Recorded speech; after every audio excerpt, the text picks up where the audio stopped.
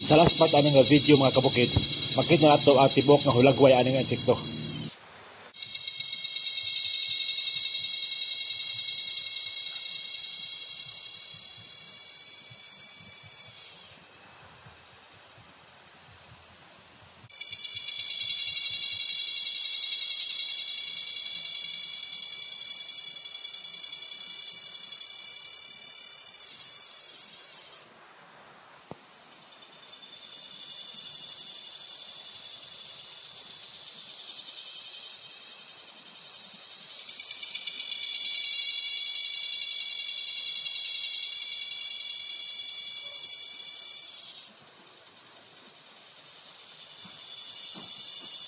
Gitawag ni siya og gangis sa mga Bisaya mga kabukid.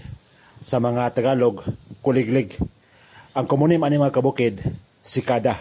Daghan kay ni siya nga klase mga kabukid. Nay dako, nay gamay, dayon sa matag klase mga kabukid, lahi-lahi og tingog. Nay mga gangis sa adlawan, gangis sa hapon o gangis sa kagabhion. Kani nga gangis mga kabukid, mo ni siya ang gitawag nga red eye nga klase o Saltoda moirens. Kaning mga gangis mga kabukid, makaon ni. Puhon-puhon, kung makatigom ko mga kabukid, ato ni siyang kaunon. Kanang duhang murag langs mga kabukid, muna ang timbals, diyan mawag yung tingog.